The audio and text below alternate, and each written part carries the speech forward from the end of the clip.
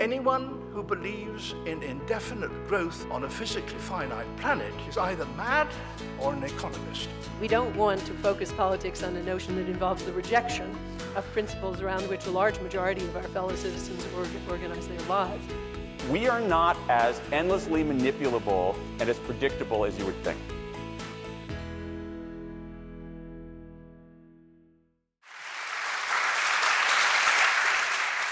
There are two huge shifts in world power. One is what I call power transition from one set of states to another set of states, which is mostly from east to west. The other is power diffusion, which is away from all states, east or west, to non-state or non-governmental actors. And these big shifts are things that we're going to have to cope with to be able to work well in this century, and yet we are not quite ready to cope with them. If you took a picture of the world in 1800, you'd see that Asia was more than half the world's population and more than half of what the world produced. But 100 years later, take the same picture. In 1900, Asia was still more than half the world's population, but only 20% of what the world produced. And what we're seeing in the 21st century is what you might call the recovery of Asia, or the return toward normal. By the middle of this century, Asia is likely to be again half the world's population and half the world's product. This is an extraordinary change in a sense that it is a major power shift, and it's something we're going to have to learn to come to terms with. Power diffusion away from states to non-state actors is best understood in terms of the way this current information revolution is working. Now, information revolutions are not new in world politics, and if you look at this current information revolution, what's remarkable about it is the extraordinary decrease in the costs of computing and communication. So if the price of automobiles had declined as rapidly as the price of computing power, you would buy an automobile today for £5. Now, anytime the price of something declines that dramatically, the barriers to entry go down, and people and groups who were previously priced out of the market now can play in the game. It doesn't mean that these new players are more powerful than governments. Generally, governments will remain the most powerful actors, but it does mean the stage on which governments act is much more crowded. There are just many more participants that can play in the game. 20, 30 years ago, if you wanted to make a phone call from London to Johannesburg to Hong Kong to Moscow and New York simultaneously, to do it, you had to have a pretty good budget, a corporation or a government. Today, any of you can do it for free on Skype. That's an example of how a technology has made a power previously restricted to governments or large corporations now available to virtually anyone. Now, of the new organizations and individuals who have been empowered by this new information revolution, some are good and some are bad. Oxfam I would list as good. Al-Qaeda I would list as bad. But what's worth remembering is that Al-Qaeda, a non-governmental organization, killed more people in 2001 than the government of Japan did in 1941. That you might call the privatization of war. That's a significant change. I don't know how many of you have seen a reproduction of a cartoon that first appeared in the New Yorker magazine about 15 years ago. And it portrays a computer and two dogs sitting in front of the computer. And one dog looks at the other dog and says, "Don't worry, on the internet, nobody knows you're a dog." Well, that was not only good humor, it was politically prescient. Because if we are attacked by a cyber attack, we may not know who did it. So in that sense, on cyber security, this extraordinary empowerment of non-governmental actors is causing us to have to rethink What is offense? What is defense? What is deterrence when you can't attribute the source of the attack? So there are a whole set of new problems in terms of power in world politics that relate to this power shift that I call cyber diffusion. Power transition, you'll remember, was between states, and I said it was largely from west to east. But now it's very much focused on the question of China. And how will China behave? How will we react to the rise of China? There's a proposition in international relations. If you go back to Thucydides and the origins of the Peloponnesian War, in which the Greek city-state system tore itself apart, Thucydides said the cause of the Peloponnesian War was the rise in the power of Athens and the fear it created in Sparta. And many people say that was the cause of World War I, the rise in the power of Germany and the fear it created in Britain. And some go further and say that indeed will be the story of power transition in this century. The rise in the power of China will create such fear in the United States that we're going to see a major conflict between the United States and China. I don't agree with that. If you look at the narrative that surrounds that, it's a narrative of American decline and Chinese rise. For the first part of that argument, I don't see American decline. The concept of decline mixes up two quite different ideas. One is absolute decline, the other is relative decline. Absolute decline is what happened to ancient Rome. Rome was an agrarian economy, no productivity and growth. It was racked by internecine warfare, and it succumbed eventually to onslaughts of barbarians, not the rise of another country or empire. If you look at the United States has lots of problems, but they're not problems of absolute decline. But you can say that there's relative decline. Let's say this is American power in 2000, and let's say this is Chinese and Indian power at that time. As China and India close that gap, that can either be depicted as the rise of the rest or as the gap shrinks, relative decline of the United States. But notice something even about relative decline. It doesn't mean that China will continue to grow larger than the US. It just means that the gap is narrowing. China, in terms of its overall economy, will probably equal the size of the American economy in another decade, maybe even less. But equality in size of an economy does not equal equality in the composition of an economy. That you measure by per capita income. And most who study this say that China won't catch the United States in per capita income for another 2 or 3 decades, if then.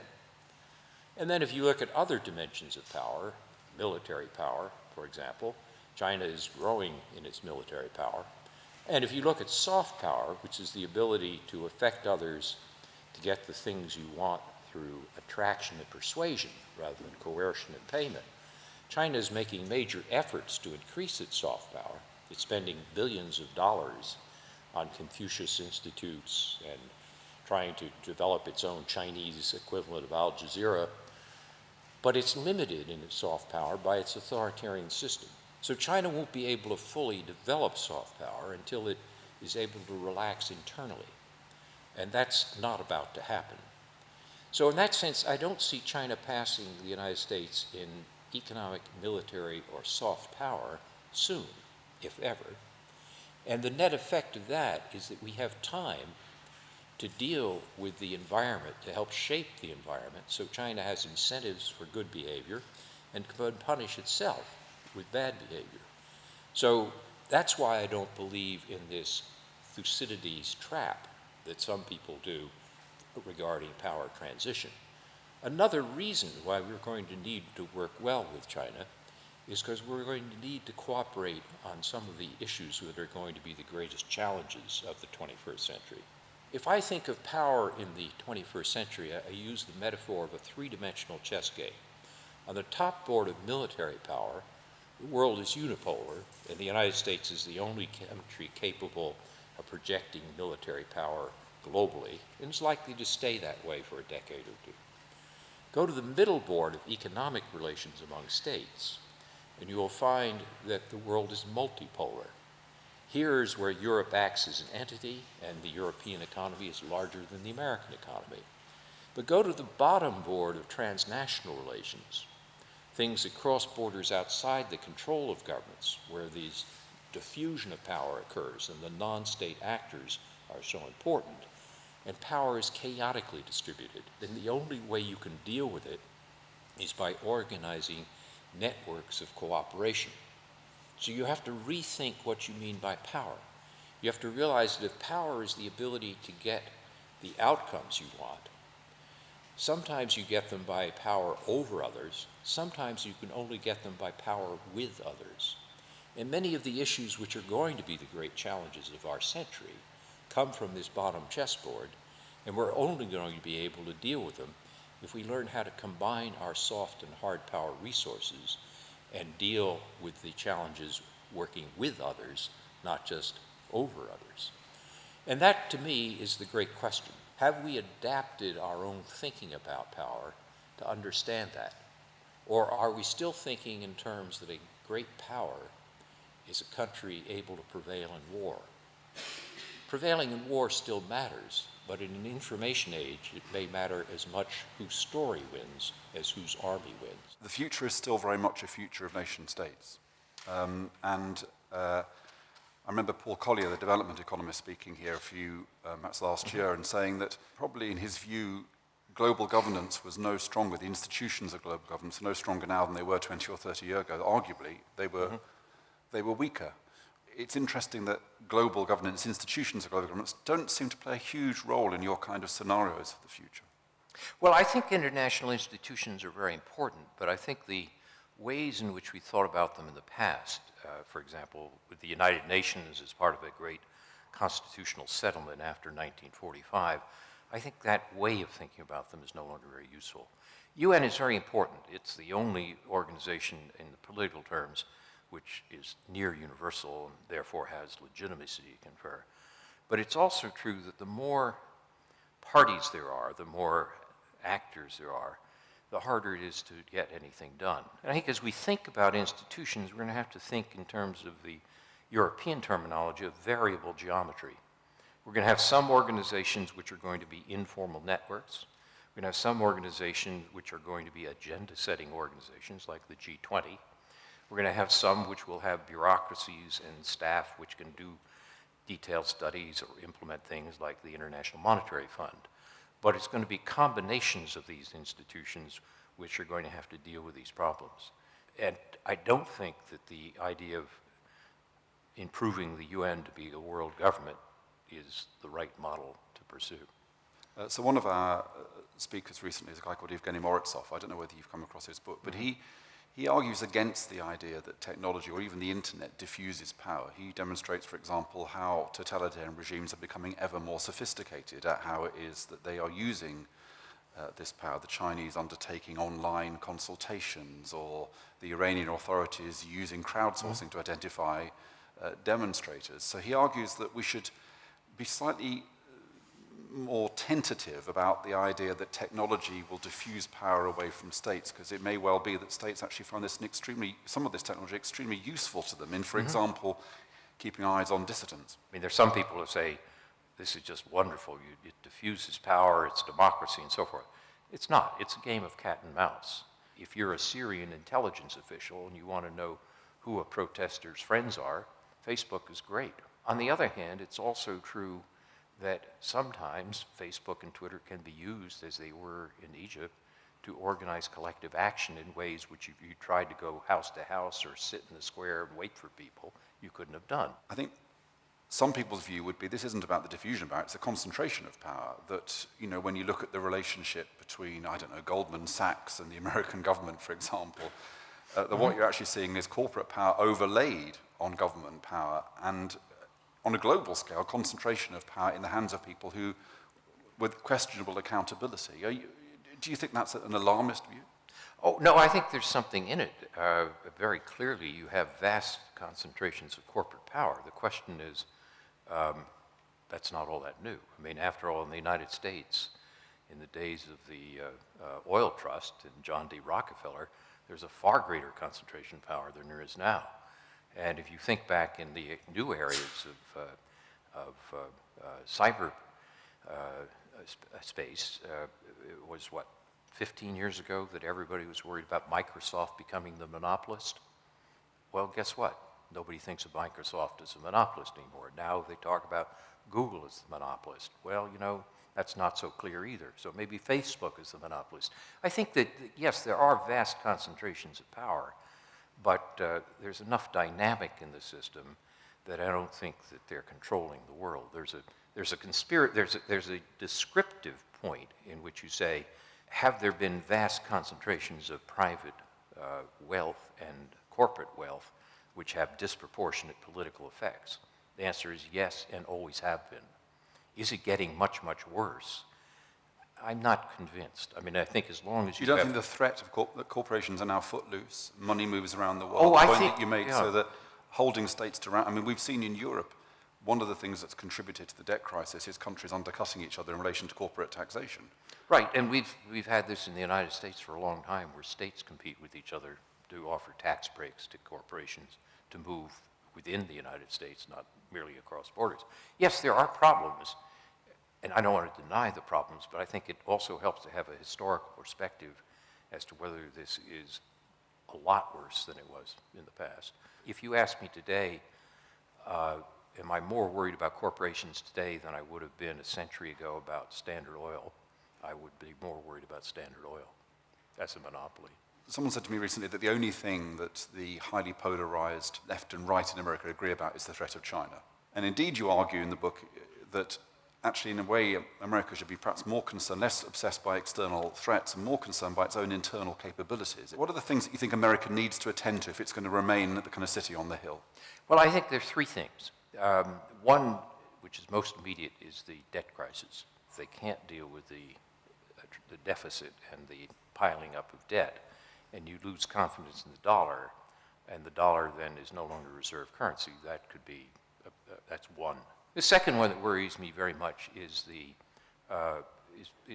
question of education below the university level. At the university level, I think it's generally agreed American universities are top in their field.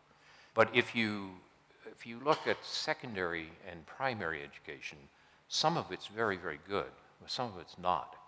And that question of how do you keep the people who are falling behind capable of earning decent incomes in an information-based economy, that worries me.